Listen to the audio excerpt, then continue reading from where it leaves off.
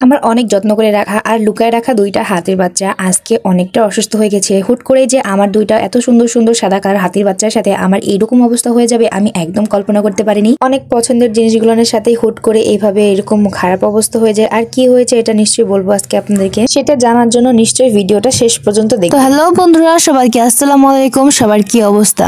অনেক শখ করে কয়েকটা পোল্ট্রি মুরগির বাচ্চা কিনেছিলাম, মানে এগুলোকে আমরা গ্রাম্য ভাষায় বলি ব্রয়লার মুরগির বাচ্চা। অনেক শখ করে কিনেছিলাম আর তারপরে অনেক কষ্ট করে এদেরকে লালন পালন করেছি। আর তারপরে দেখেন এই যে তারা অনেক বড় হয়ে গেছে এখন। যাই হোক, অনেক আদর যত্নে মানুষ করা আমার এই মুরগির বাচ্চাগুলোকে আমি বলি যে হাতির বাচ্চা, কারণ এদেরকে দেখতে এখন প্রায় অনেকটা হাতির বাচ্চার মতনই লাগে আমাকে, তাই আমি এদের নাম দিয়েছি হচ্ছে হাতির বাচ্চা। তো আমি প্রায় শীতের প্রথমের দিকে এই বাচ্চাগুলোকে কিনেছিলাম, আর এই তো দেখেন শীতের শেষের দিকে বাচ্চাগুলো আমার একদম হাতির বাচ্চার সমান সমান হয়ে গেছে। তো এইরকম মোটা তাজা ব্রয়লার মুরগিগুলো হচ্ছে গরম সহ্য করতে পারে না, আর এগুলোকে আমি ছাদে রেখেছিলাম। আর কিছুদিন ধরে রোদের তাপটা অনেক ছিল, তাই এরা প্রায় একটু অসুস্থ হয়ে গেছে। আর তার জন্য আমার এত শখ করে পালা এই হাতির বাচ্চাগুলোকে নিয়ে যে আজকে রান্না করার মতো ব্যবস্থা করে ফেলবো। সুন্দর করে পরিষ্কার পরিচ্ছন্ন করে কিছুটা অংশ রান্না করব আর কিছুটা অংশ আবার ফ্রিজে রেখে দেবো। আর এই তো দেখেন এদেরকে আমি ধরে ধরে নিয়ে এসে নিচে, এই তো আমার শ্বশুর এদেরকে ওজন মাপা শুরু করেছে। তো আমার এই শখের দুটা হাতির বাচ্চাকে আমি অনেক অনেক যত্ন করে রেখেছিলাম। তো আজকে এই দিনটার জন্য আমার অনেক অনেক মায়া লাগছিল তাদের জন্য। তো তাদেরকে আমি শেষবারের মতো এইভাবে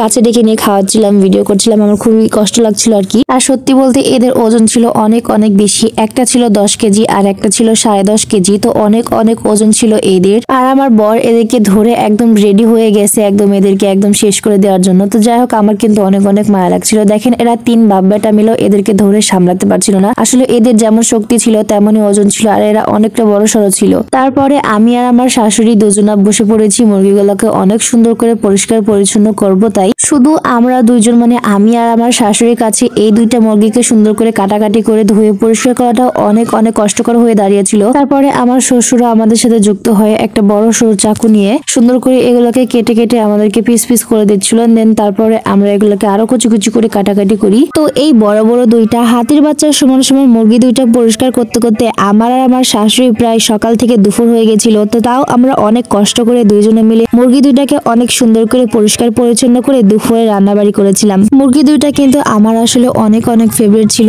আমি সারাক্ষণ ওদেরকে নিয়ে পড়ে থাকতাম দিনের বেলাতে। কিন্তু যাই হোক, আজকের দিনটার জন্য আমি একদমই প্রস্তুত ছিলাম না। কিন্তু আমার একটা মুরগি অনেকটা অসুস্থ হয়ে গেছিল, আর একটা না থাকলে আর একটা কি অবস্থা হবে এটা ভেবে আমরা দুইটাকে আজকে একসাথে এইভাবে কোটা বাছা করে ফেললাম। আর এই তো আমাদের মাংস কোটা বাছা একদম শেষ, আর আমরা একদম রেডি রান্না বান্না করার জন্য। আর পরে অনেকগুলো মাংস আমার শাশুড়ি 3-4টা ছোট ছোট পোটলা করে ফ্রিজে রেখে দিয়েছে, আর বাদ বাকিগুলো আমরা রান্না করেছি। সকাল থেকে দুপুর পর্যন্ত এই মুরগি দুটাকে নিয়ে আমরা দুই শাশুড়ি বই একদম লেগে পড়েছিলাম। আর তারপরে দুপুরে আজান দিয়ে দেয়, তারপরও আমরা বাড়ির সব কাজগুলো সবকিছু সামলানোর পরে আবার দুপুরে রান্না বান্না শুরু করে দিই। আর তারপরে এই তো আমার শ্বশুর আর হাজবেন্ড দুইজনে একসাথে বসে খাওয়া দাওয়া শুরু করেছে। তো আজকের জন্য এইখানেই শেষ করছি। সবাই খুব ভালো থাকবেন, আমাদের জন্য দোয়া করবেন। আল্লাহ হাফেজ।